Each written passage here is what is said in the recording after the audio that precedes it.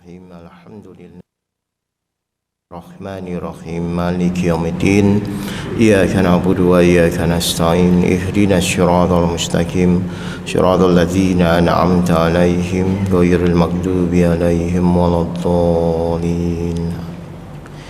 Saya minta satu kali lagi berdoa untuk kita semua ya, yang hadir di sini. Mudah-mudahan Allah membukakan pintu rahmat ilmunya kepada kita untuk mempraktekkan ilmu yang nanti akan disampaikan. Ya Allah yang Maha Pengasih dan Penyayang, kami mengucapkan surat Al-Fatihah. Mohon ya Allah fadilah yang disampaikan kepada junjungan kami Nabi Muhammad SAW,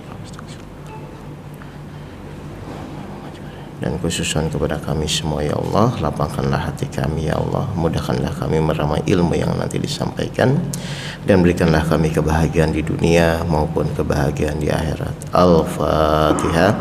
A'udzubillahi minasyaitonirrajim. Bismillahirrahmanirrahim. Alhamdulillahirabbil alamin. Arrahmanirrahim. Maliki yaumiddin.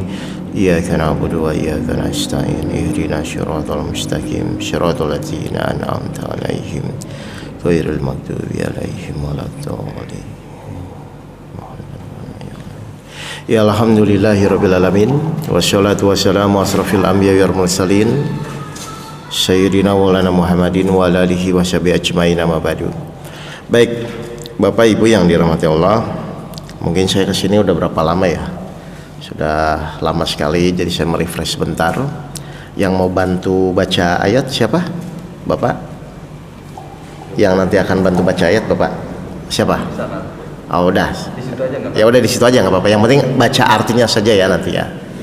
Baik, ini ada live YouTube-nya nggak? Ada live YouTube-nya? Nggak live. Oh ya udah kalau gitu. Baik, jadi gini. Ya. Saya akan memulai dari di dalam Islam itu kita belajar rukun Islam dan rukun iman ya, Bapak Ibu ya. Nah, saya yakin semua orang sebenarnya sudah tahu. Misalnya di rukun iman yang pertama yaitu kita diwajibkan beriman kepada Allah, betul? Ya, semua orang diwajibkan beriman kepada Allah. Nah, saya akan mengupas supaya ini bukan hanya sekedar ya pokoknya rukun iman pertama beriman kepada Allah, bukan begitu, tapi harus bisa diimplementasikan. Karena buat saya ilmu apapun itu yang Bapak Ibu pelajari itu akan bermanfaat kalau Bapak Ibu bisa mengimplementasikan atau mempraktekkan di dalam kehidupan kita sehari-hari. Nah, saya mau bertanya nih Bapak Ibu, silakan aja jawab. Kita disuruh beriman kepada Allah. Beriman kepada apanya Bapak Ibu? Halo? Keberadaannya. Kepada apa Pak? Janjinya. Surat 28 ayat 10. Bagus. Jadi saya akan mulai dari situ. Ya. Jadi kadang-kadang orang ya beriman aja. 28 ayat 10. Artinya saja Mas. Silakan. Artinya, ya. dan hati ibu Musa menjadi kosong. Terus? Sungguh hampir saja dia menyatakannya. Terus? Rahasia tentang Musa. Terus? Seandainya tidak kami temukan hatinya, agar dia termasuk para orang yang beriman kepada diri Allah. Baik ya. Jadi salah satu fungsinya rukun iman yang pertama itu iman kepada Allah itu adalah kita disuruh yakin kepada Allah adalah kepada janji-janji Allah di dalam Al-Quran. Banyak nggak Bapak Ibu janji Allah di dalam Al-Quran? Banyak ya? Nah pertanyaan saya, berarti kalau misalnya kita yakin kepada janji Allah, masih berpikir atau tidak berpikir ketika kita mendapatkan suatu kejadian? Oke, saya ulang. Jadi ketika kita memang yakin kepada Allah, kira-kira Bapak Ibu harusnya masih berpikir atau tidak berpikir? Mestinya tidak. Nah ini yang mau saya kupas. Seperti Allah berfirman, apakah janji Allah itu benar atau tidak? Mari kita buka surat 10 ayat 55. Ini saya mulai dari 2 ayat. Nanti kalau memang Bapak Ibu sudah paham, ya sudah nanti pulang praktekkan saja. Ngapain mikir lagi yang benar? 10 ayat 55. Silakan. Ya. Yang artinya Ketahuilah sesungguhnya milik Allah apa yang ada di langit dan di bumi. Terus Bukankah janji Allah itu benar? Tapi kebanyakan mereka tidak mengetahui. baik, setuju ya Bapak Ibu ya. Jadi yang pertama, kita disuruh beriman kepada Allah itu adalah beriman kepada janjinya. Lalu yang kedua, Allah membuat statement ya dalam ayat 10 ayat 55 bahwa janji Allah itu benar. Nah, saya akan mengupas sekarang apa sih janji-janji Allah itu kepada kita. Meskipun sangat banyak ya, tapi saya ambil mungkin beberapa saja supaya nanti bisa Bapak Ibu pegang sebagai untuk menjalani kehidupan. Salah satu janji Allah, surat 11 ayat 6. Silakan. Ya, surat Hud ayat 6. Yang artinya, dan tidak satupun makhluk bergerak bernyawa di bumi melainkan semuanya dijamin Allah rezekinya. Baik. Apa Pak janji Allah yang pertama Pak? Rezekinya dijamin. Rezekinya dijamin. Bapak Ibu percaya ini? Percaya. Kalau percaya masih boleh nggak khawatir tentang urusan rezeki? Halo? Loh kok pada diem? Janji Allah apa Pak? Menjamin rezeki. Berarti masalah rezeki kira-kira Bapak Ibu masih perlu khawatir nggak? Seharusnya Nggak apa-apa, saya cuma ingin tahu. Harusnya kalau memang Bapak Ibu percaya janji Allah benar, salah satu janji Allah adalah tadi apa? Menjamin rezeki setiap manusia. Harusnya masih boleh khawatir nggak ketika kita mendapatkan tentang urusan rezeki? Tidak. Dan pertanyaan saya, khawatir tidak khawatir pun toh Bapak Ibu juga tidak bisa mencari kan? Sebelum Allah izinkan rezeki itu datang kepada Bapak Ibu kan? Misalnya contoh, mohon maaf ya, Bapak punya piutang. Misalnya ada orang yang hutang kepada Bapak. Terus anggaplah Bapak sudah tagih, sudah berikhtiar, tapi nggak dibayar-bayar, kan begitu seringnya ya? Nah, pertanyaan saya, kalau sudah seperti itu, apa yang harus kita lakukan? Ini real saja. Ini kayaknya banyak kasus jamaah saya seperti ini. Kira-kira apa yang harus dilakukan? Sudah ditagih, sudah dikasih tahu, sudah diancam, tapi tidak membayar-bayar. Apa yang harus dilakukan? Kenapa? Apa Pak? Berani mengikhlaskan? Kalau hutang 5 juta oke lah, kalau 100 juta Pak?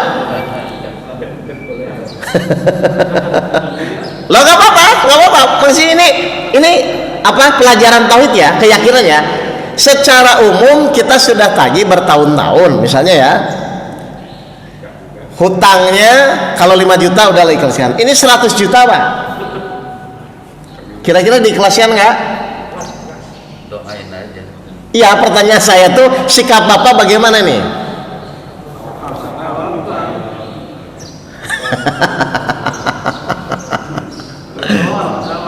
Oke, gini ya. Tadi saya ulang lagi ke rumus awal. Kita yakin janji Allah itu benar. Saya ulang ya. Yakin janji Allah itu benar. Salah satu janji Allah adalah Bapak Ibu bisa lihat banyak di dalam ayat-ayat Al-Quran. Bagaimana ketika kasus itu tentang hutang, padahal kita sudah menagih, ya sudah berusaha mengingatkan, bahkan mungkin bertahun-tahun kita ingatkan, tapi seorang itu tetap tidak mau bayar. Ini kan kasus yang real ya Pak ya, yang selalu terjadi lah ketika jamaah saya itu curhat itu seperti itu. Ya sudah, kita kembali lagi, kita lihat janji Allah. Apa janji Allah ketika kita punya orang yang menghutang? Kalau misalnya Bapak Ibu percaya dan yakin kepada Allah ya. Surat Al-Baqarah ayat 280, silakan. Jadi kalau misalnya Bapak Ibu mau mengambil tindakan, itu berawal dari keyakinan Bapak Ibu kepada janji Allah gitu loh Pak, supaya nggak terombang-ambing gitu loh. Betul sebenarnya. 280 Al-Baqarah 280. Apa janji Allah di sini kepada misalnya orang yang memiliki hutang? Coba, tinggal yakin dan tidak yakin kan sebenarnya. Yang artinya 280. Ya, silakan. Yang artinya, dan jika orang berhutang itu dalam kesulitan, maka berilah tenggang waktu sampai dia memperoleh kelaparan. Terus? Dan jika kamu menyederhanakannya, itu lebih baik bagimu jika kamu mengetahui. Baik. Kira-kira berani Pak? Halo? Berani nggak Pak? Nah, tergantung masing-masing ya. Jadi menurut Allah, kalau memang orang itu tidak mau bayar, kita sudah berusaha dan lain-lain, maka Allah menyuruh kita mengikhlaskan. Kan ini kelihatannya rugi apa ya? Saya mau nanya, apakah Allah membuat ayat itu merugikan? Sebenarnya menurut Bapak Ibu, Allah tuh membuat ayat-ayat Al-Quran tuh untuk merugikan kita atau untuk menguntungkan kita? Nah, berarti tinggal Bapak Ibu tuh yakin atau tidak yakin. Orang yang punya hutang itu tetap hutang. Maksud saya, hati Bapak mengikhlaskan ini kepada Allahnya. Ketika Bapak Ibu sudah mengikhlaskan hati kepada Allahnya, maka nanti Allah akan memenuhi janjinya. Sesungguhnya itu lebih baik jika kamu mengetahui. Ini kan masanya permasalahan keyakinan Bapak dan Ibu, bukan masalah masuk akal tidak masuk akal. Nah, kebanyakan manusia itu kalau sudah bicara keyakinan masih pakai masuk akal dan tidak masuk akal. Padahal kalau masalah keyakinan itu adalah percaya atau tidak percaya. Nah, saya harap sebenarnya Bapak Ibu tuh kalau sudah dapat teorinya ini, praktek membuktikan. Benar nggak sih kalau ada orang punya hutang, saya sudah tagih, sudah ancam, sudah apa, tapi tidak mau bayar-bayar, coba saya akan ikhlaskan itu kepada Allah. Tapi yang punya hutang tetap punya hutang ya Pak ya, mengikhlaskannya kepada Allah. Ya Allah, terserah ya Allah, kalau memang ini rezeki saya, kalau memang bukan rezeki saya silahkan, tapi kalau rezeki saya yakin bahwa Engkau akan mengembalikan dengan bagaimana caranya. Jadi kembalikan kepada Allahnya. Tapi yang punya hutang tetap punya hutang nggak? Tetap masih punya hutang Pak. Hanya hati kita sudah mengikhlaskan. Nah itu sebenarnya Pak. Jadi ini adalah pembelajaran-pembelajaran yang sederhana sebenarnya, yang harusnya bapak-bapak itu ketika ada permasalahan apa itu kembali kepada Allah. Tuh janjinya apa? Paham ya Bapak Ibu? Sehingga apa? Sehingga nanti ketika Bapak Ibu menjalani suatu permasalahan memang sesuai dengan ayat-ayat Al-Quran. Itu rukun iman yang pertama. Baik, sekarang rukun iman yang kedua Bapak. Atau silakan.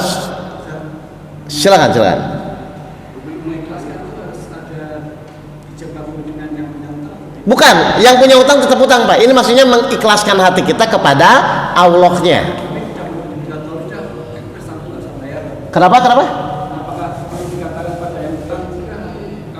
Oh nggak usah, yang punya hutang kan tetap punya hutang. Nggak, ini maksud saya tuh Bapak mengikhlaskan hatinya kepada Allah gitu loh. Artinya tuh masalah dia punya hutang ke Bapak tuh sudah tidak jadi masalah gitu loh Pak. Kalau dia tetap punya hutang, gitu loh Pak. Karena kan tetap akan ditagih di akhirat nanti. Ya ini maksud saya itu, kalau ada kasus begitu sudah Bapak mengikhlaskan hati Bapak kepada Allahnya. Kalau dia tetap punya hutang gitu loh Pak. Kecuali memang Bapak sudah lola, lebih baik lagi kalau Bapak berani, udah saya ikhlaskan juga kamu gitu, nggak apa-apa. Maksud saya itu kalau ada yang berat, kan ini sering ada yang berat ya Pak ya, masalah kasus hutang kan. Ustadz saya udah bertagih bertahun, akhirnya energi kita habis karena untuk memikirkan dia untuk melunasi hutangnya. Jadi yang punya hutang tetap punya hutang ya Pak ya. Ini maksudnya hati Bapak diikhlaskan kepada Allahnya. Paham ya? Baik, bagus ya. Gini, sekarang yang kedua, kita disuruh beriman kepada Al-Quran. Betul? Salah satu rukun iman ya. Nah, saya mau nanya lagi, mudah-mudahan bisa jawab lagi. Tadi Bapak bisa jawab ya. Kita disuruh beriman kepada Al-Quran. Beriman kepada apanya? Halo? Kita disuruh beriman kepada Al-Quran kan dalam salah satu rukun iman Pak. Saya mau nanya, beriman kepada apanya? Janjinya udah Pak Allah tadi. Hah? Kan di rukun iman ada satu lagi apa ya? Beriman kepada Al-Quran. Ini saya mau bahas rukun iman gitu loh. Bapak Ibu disuruh beriman kepada Al-Quran. Beriman kepada apanya? Nah, benar ya, ternyata saya memang harus mengupas ini ya. Ini kan pelajaran dari dulu kita Pak. Rukun Islam, rukun iman. Salah satu rukun iman yaitu beriman kepada Al-Quran. Kita tuh disuruh beriman kepada apanya? Saya akan mengupas ini ya. Baik, kita buka surat 64 ayat 8. Kita disuruh beriman kepada apanya? Silakan. Jadi Bapak mulai diimplementasikan ya pelajaran-pelajaran yang Bapak pelajari dulu. Silakan. Beriman kepada Al-Quran. Kita tuh disuruh beriman kepada apanya? 64 ayat 8. Ya, surat At-Tagabun ayat 8, silakan. Dan berimanlah kamu kepada Allah dan Rasul-Nya dan kepada cahaya Al-Quran yang telah kami turunkan. Baik, kita disuruh beriman kepada apa Al-Quran itu? Apa Pak? Coba diulang lagi Mas, pelan-pelan coba. Maka berimanlah kamu kepada Allah dan Rasul-Nya dan kepada cahaya Al-Quran yang telah. Kita disuruh beriman kepada apanya Pak Al-Quran itu Pak? Cahayanya. Pernah mendengar ini kajian ini? Kita tuh disuruh beriman kepada Al-Quran, beriman kepada apanya? Cahayanya. Baru dengar? Oke, sekarang saya akan kupas ya. Kita disuruh beriman kepada Al-Quran. Ternyata menurut Al-Quran itu adalah beriman kepada cahayanya. Pertanyaan saya begini, Bapak-bapak pernah nggak melihat orang ya, atau kita sendirilah, kita sering baca Al-Quran, tapi pikiran kita tetap pusing, tetap bingung. Sering nggak begitu? Padahal berusaha nih, punya masalah baca Al-Quran, tapi kok tetap pusing. Sering begitu? Nah, atau misalnya seorang yang misalnya kelihatan ibadahnya bagus, baca Al-Qurannya terus, tapi tetap marah-marah, tetap emosi. Sering nggak begitu? Nah, ternyata orang itu bukan hanya membaca Al-Quran Pak. Yang terpenting itu adalah mendapatkan cahaya atau nur Al-Quran. Mengerti ini? Kenapa kita harus beriman kepada cahaya Al-Quran? Mari kita buka surat 42 ayat 52. Jadi kita disuruh beriman kepada Al-Quran itu beriman kepada cahayanya Pak. Kenapa kita harus beriman kepada cahayanya di sini? 42 Asy-Syura ayat 52. 52. Ya. Silakan. Mas. Dan demikianlah kami wahyukan kepadamu Muhammad Ruh Al-Quran dengan perintah kami. Terus Sebelumnya engkau tidak pernah mengetahui apakah kitab Al-Quran dan apakah iman itu. baik, jadi Nabi Muhammad sebelumnya tidak tahu ya Bapak Ibu ya, apa itu iman, apa itu Al-Quran, tapi Allah turunkan Ruh Al-Quran. Terus lanjut. Yang dengan itu Tetapi kami jadikan Al-Quran itu cahaya, dengan itu kami memberi petunjuk siapa yang kami kehendaki. baik, kami jadikan Al-Quran itu adalah cahaya, yang dengan itu kami memberikan petunjuk kepada anggaplah seluruh manusia. Kan begitu ya Bapak Ibu ya. Saya mau nanya, berarti bahan bakar petunjuk itu apa? Cahaya. Ngerti ya Bapak Ibu ya? Jadi Bapak Ibu tuh nanti ketika punya masalah membaca Al-Quran, tapi kalau Bapak Ibu tidak mendapatkan cahaya Al-Qurannya, tetap nanti hatinya pusing dan bingung ya. Jadi yang harus kita yakin itu, kita harus beriman kepada Al-Quran sampai apa? Sampai mendapatkan cahaya Al-Quran. Sekarang pertanyaannya nih Bapak Ibu tolong jawab, bagaimana caranya kita mendapatkan cahaya Al-Quran? Nah, baru ini. Kalau sudah nanti tahu, silakan dipraktekkan. Apapun yang harus dilakukan, bagaimana supaya mendapatkan cahaya Al-Quran. Karena petunjuk itu bahan bakarnya adalah cahaya. Yo, silakan. Cahaya di sini berarti kan dari Allah, bukan dari Al-Quran. Nur Al-Quran, Nurullah, Nur Muhammad itu banyak Pak.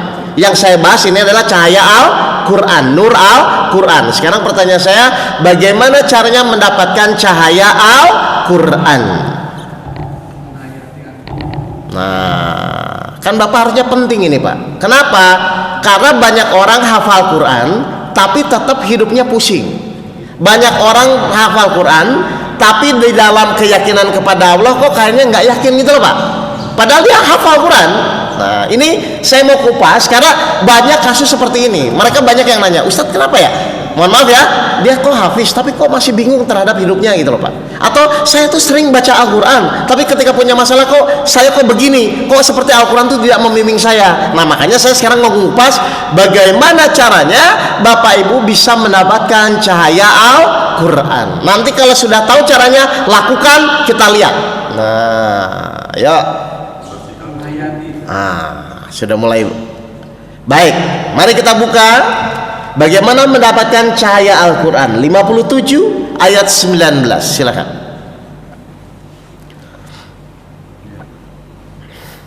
Yang artinya 57 ayat 19.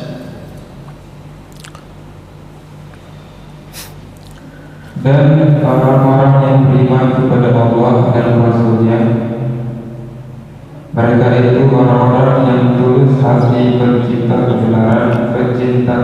Mereka itu orang yang tulus hati dan cinta kebenaran. Terus? Dan saksi-saksi di sisi Tuhan mereka. Terus? Mereka berhak. Nah, mereka berhak mendapatkan apa, Pak? Pahala dan cahaya. Syaratnya apa?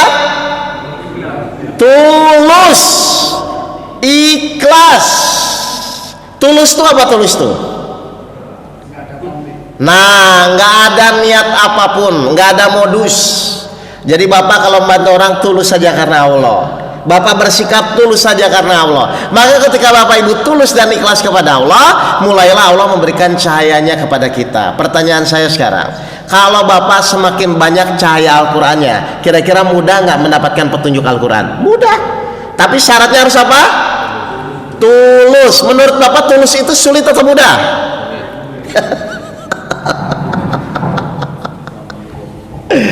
Atau saya mau nanya, lebih ringan tulus atau lebih ringan modus? Kok lebih ringan modus? Wah, bahaya ini. Kan kalau tulus gak ada beban, Pak. Bapak ngomong apa adanya, kan begitu kan? Halo, Pak? Tapi gimana kalau ada yang pekerjaan? Udah itu nanti ya. Cuma maksud saya tuh, ternyata syarat mutlak Bapak Ibu mendapatkan cahaya Al-Quran atau nur Al-Quran, hati Bapak Ibu harus tulus dan ikhlas sesuai perintah Allah di surat 39 ayat 2. Silakan.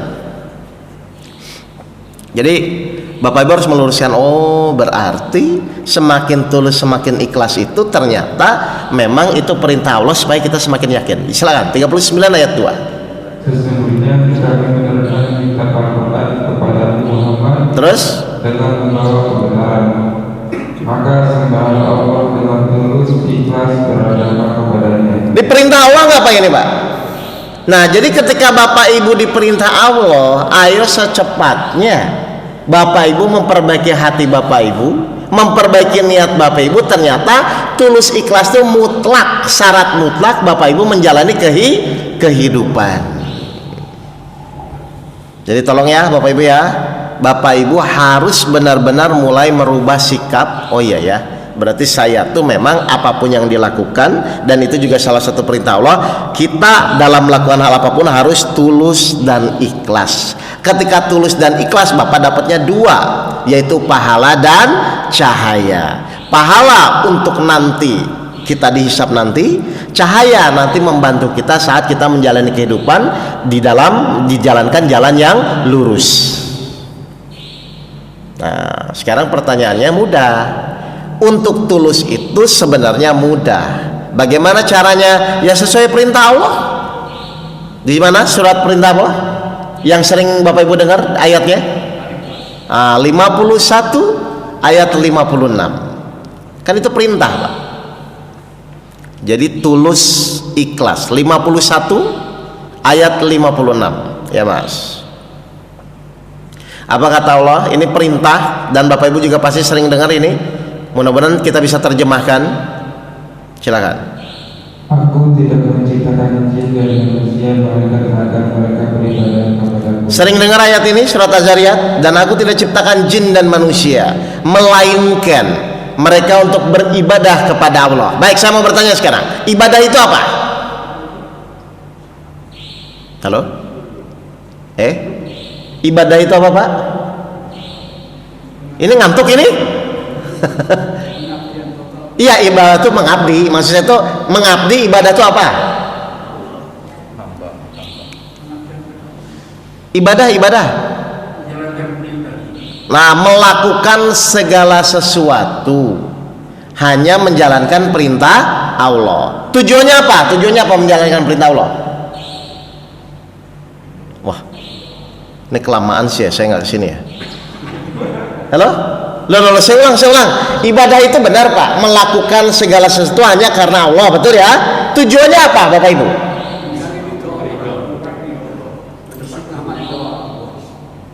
Oh ya udah, gini. Saya lapar ya. Terus saya minta tolong ke Bapak, Pak tolong beliin nasi padang misalnya Pak. Nah terus Bapak mau melakukan, berarti ketika Bapak mau melakukan itu, Bapak tuh mewujudkan keinginan saya atau keinginan Bapak? Saya ulang, saya lapar. Terus saya minta tolong ke Bapak, Pak tolong beliin nasi padang. Terus Bapak mau melakukan itu, berarti ketika Bapak melakukan itu tuh mewujudkan keinginan Bapak atau keinginan saya? Nah sekarang ibadah itu apa? Melakukan segala sesuatu hanya menjalankan perintah Allah. Berarti mewujudkan keinginan Bapak atau keinginan Allah? Berarti ibadah itu apa? Mewujudkan keinginan Allah. Berarti kita diciptakan itu untuk mewujudkan keinginan kita, keinginan Allah. Keinginan Allah. Sekarang saya mau nanya, Bapak Ibu kecewa kenapa awalnya? Kita kecewa tuh biasanya kenapa? Padahal kita hidup untuk mewujudkan keinginan siapa? Terus kenapa kecewa? Halo? Berarti ketika kecewa tuh Bapak Ibu ibadah atau tidak? Saya ulang. Dan aku tidak ciptakan jin dan manusia untuk mengabdi kepada Allah, beribadah kepada Allah. Ibadah itu melakukan segala sesuatu hanya menjalankan perintah Allah. Setuju? Tujuannya untuk mewujudkan keinginan Allah. Setuju ini? Ada perintah lain? Tidak. Berarti kita hidup itu dalam rangka mewujudkan keinginan kita atau keinginan Allah? Keinginan Allah ya. Berarti yang lebih penting, yang lebih utama keinginan Allah ya. Nah saya mau bertanya, Bapak Ibu selama ini kecewa tuh kenapa? Karena keinginannya tidak terwujud. Padahal kita disuruh mewujudkan keinginan siapa? Nah berarti ketika kecewa tuh Bapak Ibu ibadah atau tidak? Nah berarti kecewa tuh boleh atau tidak?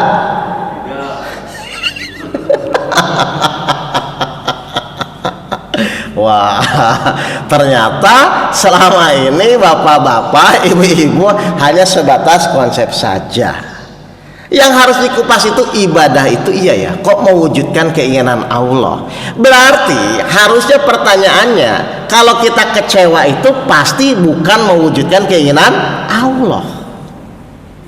Nah sekarang Bapak Ibu menjalani hidup, berarti boleh nggak ada keinginan yang lain sebenarnya? Tidak boleh. Contoh, Bapak Ibu punya masalah ingin siapa? Ingin apa? Ketika punya masalah itu Bapak Ibu ingin apa? Selesai itu keinginan siapa? Nah, berarti Bapak Ibu saat menjalani masalah itu ibadah atau bukan? Bukan. Sudah berapa tahun Bapak Ibu seperti itu?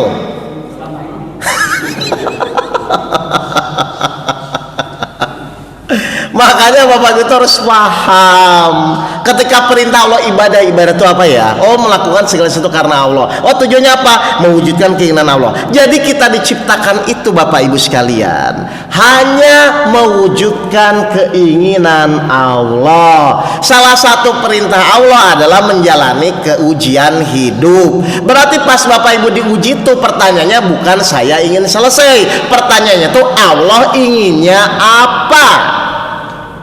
Baru setelah itu Bapak Ibu ikhtiar menjalani ujian hidup tersebut. Kalau Bapak Ibu hidupnya hanya untuk mewujudkan keinginan Allah, dihisap atau tidak? Ya, saya mau nanya nih. Kalau Bapak Ibu hidupnya hanya untuk mewujudkan keinginan Allah, dihisap atau tidak? Tidak, keinginan Allah semua.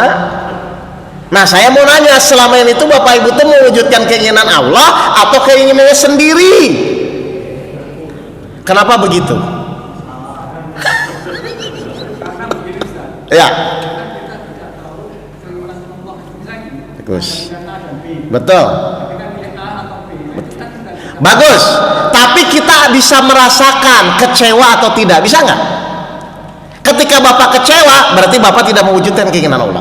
Kita tidak kecewa, yang penting Nah, ada terpilih, ya sudahlah, ya karena ini ya sudahlah. ya nggak apa-apa. Kalau itu memang kan intinya, kalau orang hanya mewujudkan keinginan Allah, cirinya pasti tidak kecewa.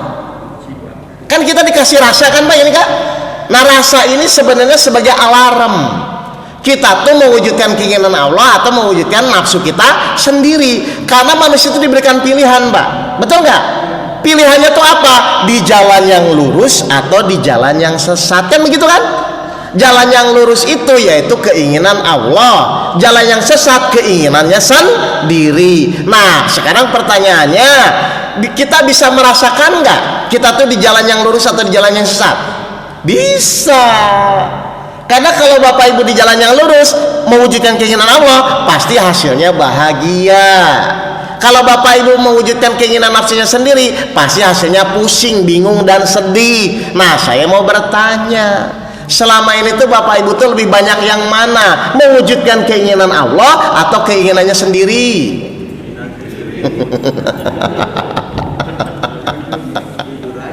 Nah, kenapa harus jujur, tulus dan ikhlas supaya dapat cahaya? Ayo, setuju ini? Ya. Bengkok itu kita pasti tahu insya Allah. Karena kalau bengkok itu ya sirik lah kasarannya gitu. Kenapa ya? Dan kehidupan sehari-hari kan kita aksaranya mencari nafkah. Betul. Nah, itu kan ada banyak prioritas mana-mana. Betul. Nah, prioritas itu mana yang kita tempuh itu ada urutan 1, 2, 3. Ya. Misalnya kita ingin nomor 1 tapi dapat nomor 3. Tapi kalimat kita nggak apa-apa lah, dapat 3 aja nggak apa-apa. Nah, supaya jadi ibadah, kan begitu ya Pak ya? Berarti kita harus meluruskan niat dari awal. Niat itu penting nggak? Penting, karena Allah yang lihat itu. Surat Al-Baqarah 225, silakan. Bagus pertanyaan. Jadi memang harus diimplementasikan Pak. Al-Baqarah 225. Apa kata Allah tentang niat seseorang? Kalau nggak tahu ya nggak apa-apa kata Allah. Al-Baqarah 225. Silakan.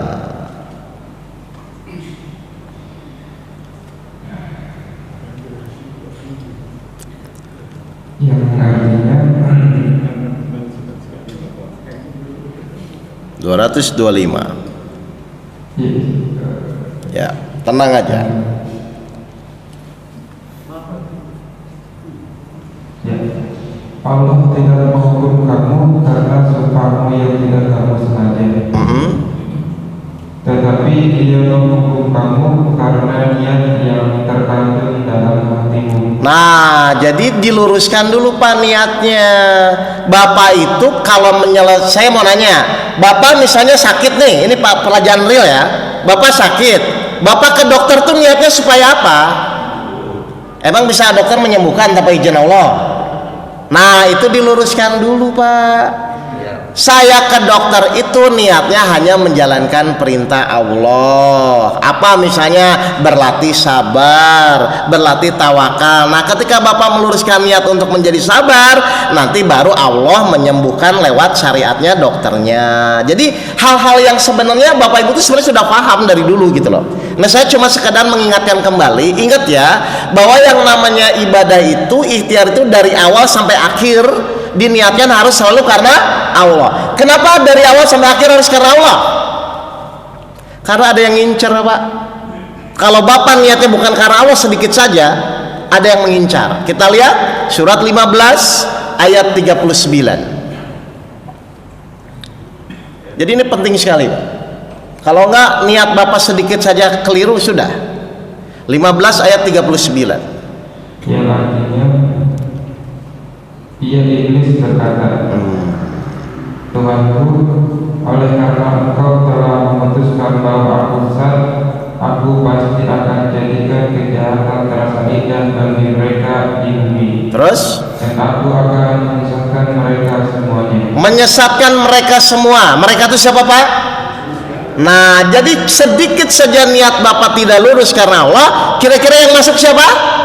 Setan atau iblis, itu tahu. Nah, jadi hati-hati niat awal proses sampai akhir. Nah, harusnya pertanyaan gini. Terus kan tadi saya bilang, kenapa sih kita tuh harus benar-benar murni mewujudkan keinginan Allah? Padahal kenyataannya kita kan punya keinginan kan Pak? Betul nggak? Kan kita juga punya keinginan kan? Tapi pertanyaan saya, ketika kita mewujudkan keinginan Allah, Allah tuh akan memberikan reward, hadiah, atau diam saja Pak? Pasti Allah memberikan hadiah. Jadi tugas kita itu hidup mewujudkan keinginan Allah, nanti barulah Allah mewujudkan keinginan kita. Itu udah janji Allah Pak. Ngerti nggak Bapak ini? Jadi ayo sekarang Bapak Ibu yang pertama meluruskan niat. Karena sedikit saja Bapak Ibu tetap menggebu-gebu dengan keinginannya, lihat kerjaan setan apa. Kalau Bapak Ibu tetap ngotot dengan keinginannya, kerjaan setan seperti apa? 22 ayat 52. Memang kan musuh nyata kita kan cuma setan Pak, bukan tetangga, bukan mertua, bukan istri. 22 ayat 52. Apa kata Allah?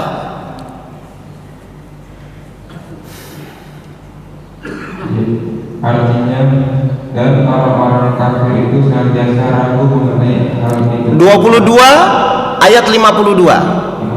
52. Ya. Kami tidak mengutus seorang rasul dan tidak pula seorang nabi sebelum engkau Muhammad, melainkan apabila dia mempunyai suatu keinginan. Apabila dia mempunyai suatu keinginan, terus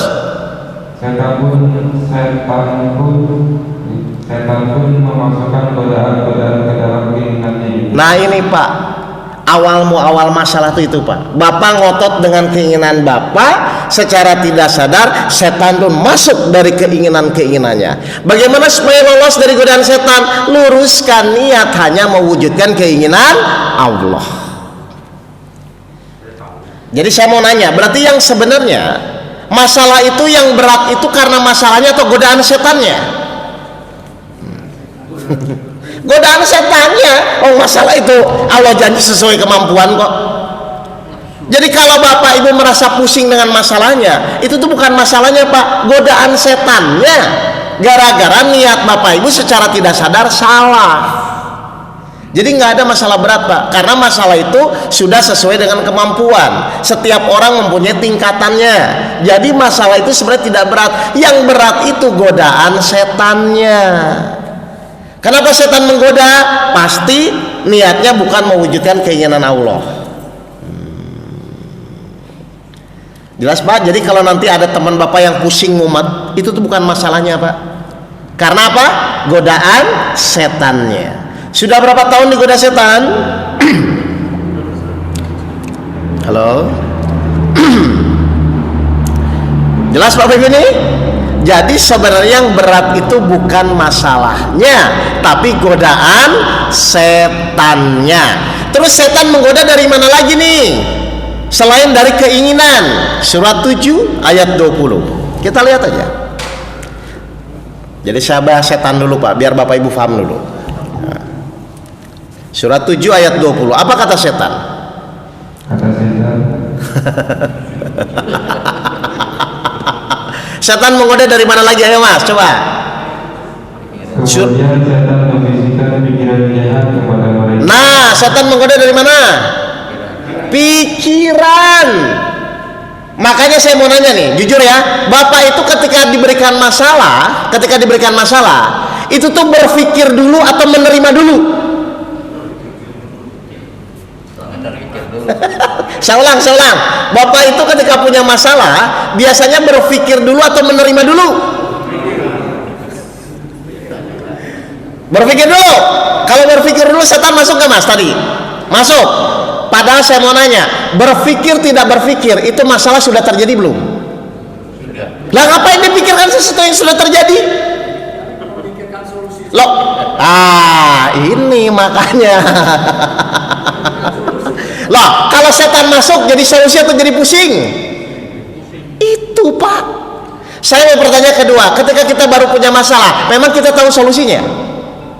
Nah, bayangkan Bapak memikirkan sesuatu yang tidak tahu. Kira-kira makin tenang makin pusing? Nah itu yang terjadi. Saya ulang lagi. Jadi Bapak selama ini itu ketika punya masalah tuh berpikir dulu atau menerima dulu? Berpikir dulu. Padahal ketika berpikir apa yang dilakukan setan? Masuk. Loh berarti selama ini Bapak Ibu nggak mengikuti dong? Nah coba kita lihat ya. Menurut Al-Quran ketika kita punya masalah itu apa? berpikir dulu atau menerima dulu? Lihat menurut Al-Quran ya, saya tidak bukan menurut saya. 64 ayat 11. Nah, di sini berarti misnya. Kita lihat menurut Al-Quran 64 ayat 11. Apa kata Allah? Kata Allah, Silakan Mas, ayat baca Allah ya. tidak ada satu musibah yang menimpa seorang kecuali dengan izin Allah. Semua kejadian, musibah apapun kecuali harus atas izin Allah, betul? Nah, kalau Bapak Ibu ingin ikuti Allah, lihat lanjutnya apa? Dan barang siapa beriman kepada Allah, beriman, berarti beriman itu berpikir dulu atau menerima dulu? Beriman itu berpikir dulu atau menerima dulu? Terima dulu, meskipun kita tidak tahu. Terus setelah beriman, niscaya Allah akan memberi petunjuk kepada hatinya. Allah ngasih apa Pak? Petunjuk untuk apa? Memberikan solusi. Terus kenapa Bapak pikirkan? Halo? Jadi selama ini Bapak kalau punya masalah itu berpikir dulu. Sudah berapa tahun ini? Makanya pusing terus. Maksud Allah tuh kalau Bapak Ibu punya masalah, terima dulu. Meskipun Bapak Ibu nggak tahu ini baiknya di mana, solusinya bagian, terima dulu. Baru setelah Bapak Ibu terima dengan iman, hak kita mendapatkan petunjuk dari Allah. Tuh. Contohnya Ustaz Ustaz, Hmm. kita jualan, Ya. terus jualan itu tidak laku-laku. Nah, Itu kita harus mengimani bahwasanya tidak laku itu atas izin Allah. lo betul kan? Karena Bapak Ibu terima tidak terima pun tetap tidak laku, benar? Nah, pilih yang mana? Tidak laku marah atau tidak laku menerima? Sama-sama tidak laku. Tapi ketika menerima, Bapak punya hak mendapat Allah. Itu Pak yang mahal Pak. Atau saya mau nanya gini, kita tuh bisa menolak masalah nggak sih Pak? Lah nggak bisa. Lah sekarang saya mau nanya, tidak bisa menolak, tapi ingin Bapak Ibu tetap berusaha bagaimana tidak mau punya masalah ini, kan nggak ketemu Pak. Coba kita lihat, manusia itu bisa menolak masalah nggak? 33 ayat 17. Nah kalau tidak bisa nolak, ngapain berusaha untuk tidak mau punya masalah? 33 ayat 17.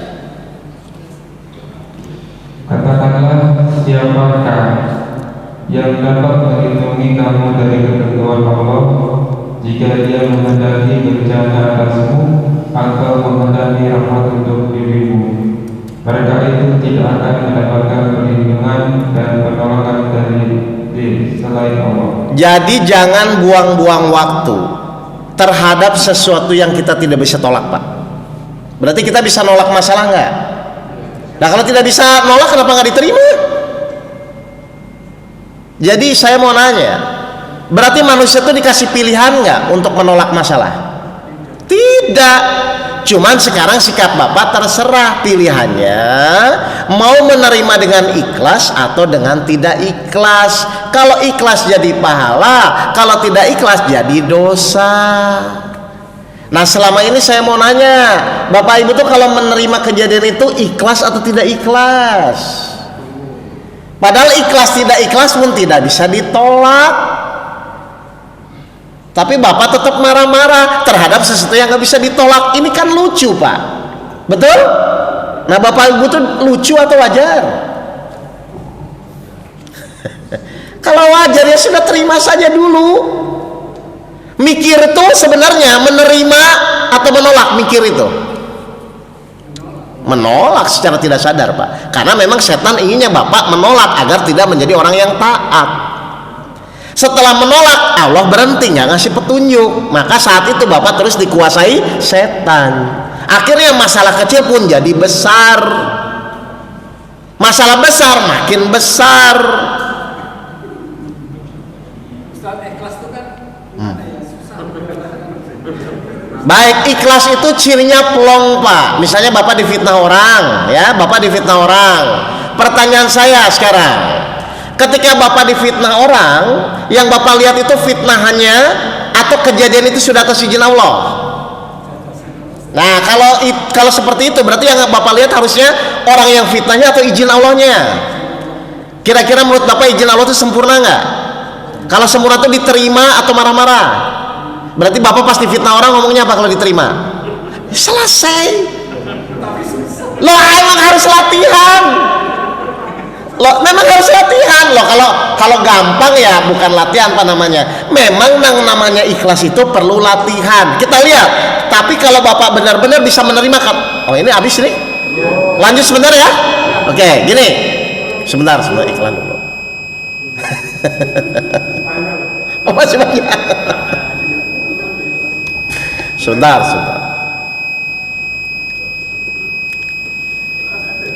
Nih saya buktikan ya. Kalau bapak sudah pada makom itu, kalau bapak sudah mau berani setiap kejadian izin Allah, kita lihat apa janji Allah. 13 ayat 28. Ini hadiah dari Allah, langkah pertama ketika bapak ibu benar-benar mempraktekkan semua kejadian itu yang bapak ibu lihat izin Allahnya. Coba kalau bapak ibu berani mempraktekkan 13 ayat 28, silakan. Yang artinya yaitu orang-orang yang beriman. Satu, berarti kita harus apa dulu Pak? Pakai apa? Iman ya. Kalau ingin latihan pakai iman ya, berarti langsung terima. Terus? Dan hati mereka menjadi tentram dengan mengingat Allah. Terus?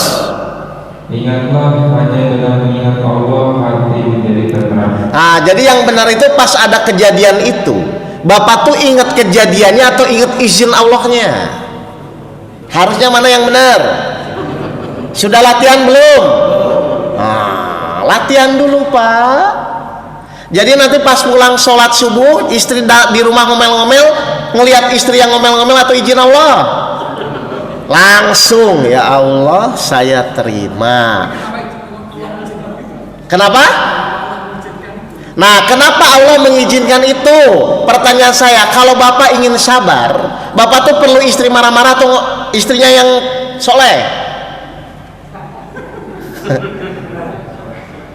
Yang kedua, kenapa Allah mengizinkan istrinya marah-marah? Itu tuh doa bapak-bapak semua. Saya buktikan doa bapak-bapak semua. Contoh, saya mau nanya, bapak tuh ingin masuk surga atau neraka? Surga kan? Bapak tahu nggak syarat masuk surga apa? Surat 3 ayat 142, ini salah satunya. Nah itu tahu. Berarti kalau bapak ingin bersabar, istrinya harus marah-marah atau jadi soleh. Nah berarti marah-marah, istri marah-marah itu doa bapak nggak ingin masuk surga. Berarti istri itu masalah atau sarana masuk surga? Istri itu masalah atau sarana masuk surga? Lah sudah, kalau sarana masuk surga berarti marah-marah atau terima kasih sama istrinya.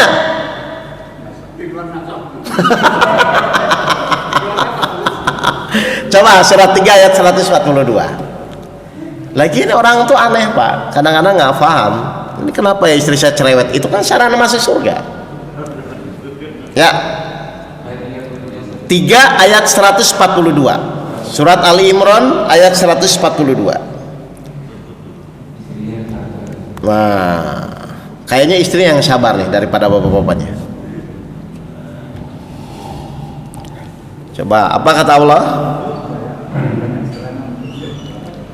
Apakah kamu mengira bahwa kamu akan masuk surga? Apakah kamu mengira bahwa kamu akan masuk surga? Kata Allah. Terus? Padahal belum nyata bagi Allah orang-orang yang berjihad di antara kamu, dan belum nyata orang-orang yang bersabar. Nah, salah satu syarat masuk surga apa Pak? Sabar. Berarti Bapak sabar itu kewajiban atau kebutuhan? Bapak ingin masuk surga, salah satu syaratnya apa? Sabar. Jadi sabar itu kewajiban atau kebutuhan? Kalau kebutuhan kenapa sulit? Kebutuhan berarti Bapak belum sadar. Nah, kalau Bapak ingin sabar berarti nanti ke rumah istrinya harus diem atau marah-marah?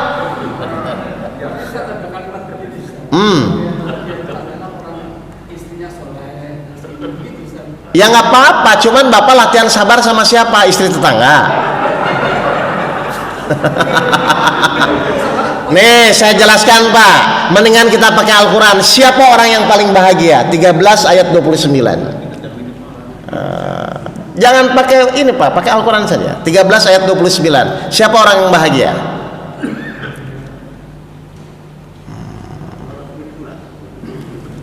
Orang-orang yang beriman dan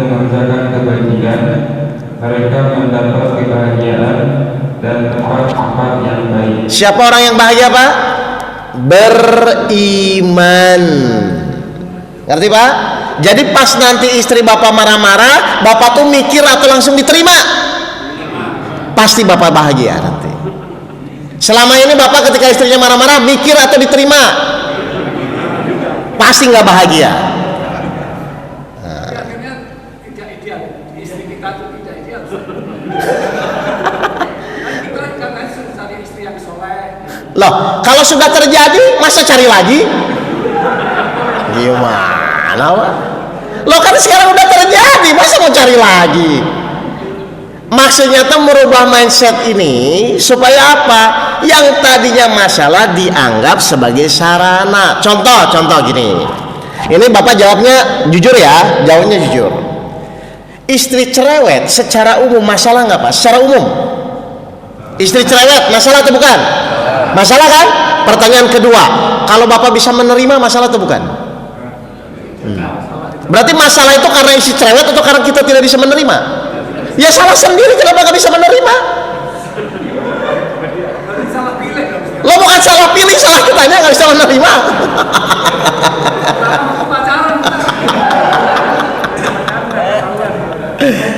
Jadi saya ulang ya, yang kita anggap masalah itu, Pak, sebenarnya bukan pada masalahnya, pada sikap kita, diri kita. Makanya lihat, Allah dalam satu ayat menyuruh kita tuh bukan merubah keadaan, tapi diri kita sendiri loh, Pak. Kita lihat ayatnya ya. Jadi bukan masalahnya yang dirubah, diri kitanya yang dirubah. 8 ayat 53. Jadi orang tuh sering terbolak-balik cara berpikirnya soalnya. 8 ayat 53. Ini Pak Sodik agak lanjut katanya, Pak, minta pada lanjut sebentar. Coba kita lihat.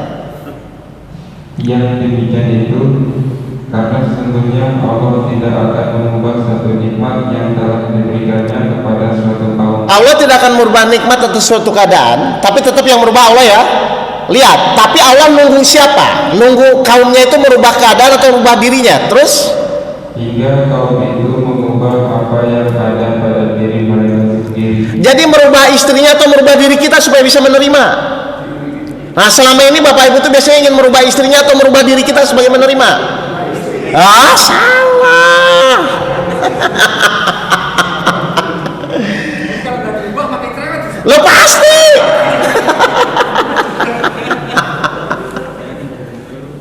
Jadi Allah tuh nyuruh merubah diri kita, Pak, bukan merubah istrinya. Ketika Bapak menjadi sabar, Allah bersama orang-orang yang sabar, baru Allah bolak-balikan hati istrinya. Dengan kaitan amal ma'ruf nahi munkar bagaimana? Loh, kalau amar ma'ruf nahi munkar itu perbedaannya adalah Bapak tetap menerima dulu sebagai suatu keadaan, emang itu ketetapan Allah. Yang kedua, tapi Bapak tetap berjuang, tapi niatnya diluruskan. Emang istri mau diamar ma'ruf nahi munkar kan, Pak? Istri itu sebagai latihan sabar aja, nggak usah kena amar ma'ruf nahi munkar. Ya, silakan. Harus mengingatkan istri kita, Pak. Oh, wajib. Jadi kalau orang banyak berkata-kata itu dosa itu selalu datang. Oke, saya kunci ya. Saya tahu jawabannya. Saya mau nanya, tugas kita tuh merubah atau hanya menyampaikan? Itu dulu. Kalau menyampaikan, istri tidak berubah, Bapak jengkel nggak? Loh, katanya menyampaikan. Saya ulang, tugas kita tuh menyampaikan atau merubah? Buka dulu ayatnya aja, Pak. 36 ayat 17. Lah, ini kan banyak yang salah, bukan merubah loh, Pak. Hanya menyampaikan, kenapa jadi marah-marah mau menyampaikan? Nah, mau syukur enggak apa-apa. Nah, Bapak, saya takutnya selama ini bukan menyampaikan tapi merubah. Ayo coba kita lihat. 36 ayat 17. Dan kewajiban kami hanyalah menyampaikan perintah Allah. Hanyalah. Berarti tugas kita itu menyampaikan atau merubah? Hanya menyampaikan, terus istri tidak berubah. Bapak marah nggak? Nggak, saya mau nanya, biasanya marah nggak? Nah, berarti Bapak itu selama ini tuh menyampaikan atau merubah? Loh, kenapa jadi merubah? Sampai aneh Ustaz. Lah, kok aneh? Anehnya gini Ustaz. Kita punya tujuan pada dia supaya jadi A, bisa jadi baik. Iya. Tapi dia belum bisa jadi baik. Ya. Terus kita cuek aja lah. Lo bukan cuek, tetap menyampaikan, tapi tidak jengkel karena Bapak tetap menyampaikan. Saya mau nanya, selama itu Bapak tuh menyampaikan atau merubah? Itu dulu yang mau saya kunci. Karena saya yakin Bapak tuh pasti ingin merubah, bukan menyampaikan. Saya buktikan ya, selevel Nabi pun Pak tidak bisa merubah Pak. 28 ayat 56. Oh, saya buka dulu ayatnya nih berarti. Wah, banyak yang salah ini berarti ternyata. Enggak salah Ustaz. Oke. Coba 28 ayat 56. Apa kata Allah? Surat Al-Qasas ayat 56. Sungguh Engkau Muhammad, Nabi Muhammad saja terus. Lanjut. tidak dapat memberi petunjuk kepada orang yang engkau kasihi. Siapa paman Nabi Muhammad yang mati dalam keadaan kafir? Ada? Selevel Nabi pun tidak bisa. Terus kata Allah apa? Tetapi Allah memberi petunjuk kepada orang yang Ia kehendaki. Baik, saya mau nanya, selevel Nabi Muhammad saja tidak bisa merubah pamannya berubah ke Islam. Betul nggak Pak ini? Saya mau bertanya, Bapak sama Nabi Muhammad hebat mana? Terus kenapa Bapak ingin merubah-merubah? Lah iya, usaha silakan. Tapi kalau jengkel salah, karena Bapak berarti tujuannya bukan menyampaikan tapi ingin merubah. Sudah berapa tahun Bapak ingin merubah?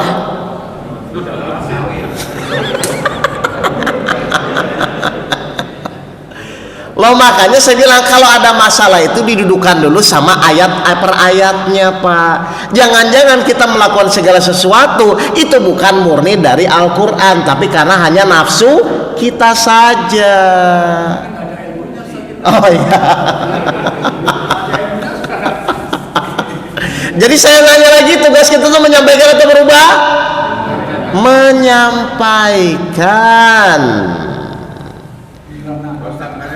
Silakan.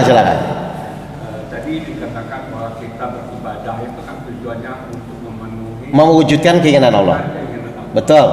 Sekarang berapa banyak kita dengar ibadahlah supaya masuk surga dengan sekian bidadari dan seterusnya. Baik. Ya kan semua. Bagaimana? Kedua, kali orang beribadah tapi mikir-mikir nih, kalau saya sekarang bersedekah pahalanya sudah sekian. Ya. Kalau saya tunggu bulan Ramadan. Ya. sekian, Baik. ada hitung-hitungannya. Baik. Bagaimana ya? Bagaimana itu Pak? 632. Kita lihat ya Pak ya. Ya apa-apa. Ini sampai jam berapa ini? Coba kita lihat Al-Qurannya. Coba 132. Apa kata Al-Quran? Surat Al-An'am 132. Dan masing-masing orang ada tingkatannya. Ada tingkatannya Pak, nggak apa-apa ya. Jadi misalnya, oh saya sedekah supaya dibayar, ya nggak apa-apa, karena masing-masing orang tuh ada tingkatannya. Tinggal pertanyaannya mau naik kelas atau di situ terus, ya Pak ya. Jadi nggak apa-apa, kita harus bijaksana melihat itu Pak ya. Jadi ada orang, oh saya kan ingin, ya nggak apa-apa juga, nggak apa-apa. Tapi kita harus meningkatkan. Kalau dulu misalnya ada masalah pusing, nggak apa-apa, kan dulu karena nggak tahu ya. Nah, mulai dewasa pusing, ya nggak apa latihan. Nah, harusnya kalau sudah sedewasa plus gini, pusing atau harusnya tenang. Nah, saya mau nanya, Bapak dari dulu punya masalah pusing atau tenang dulu? Sekarang? Nah, masa terus gitu Pak? Harus meningkat Pak. Ya, jelas Pak ya? Loh, memang harus dijalani.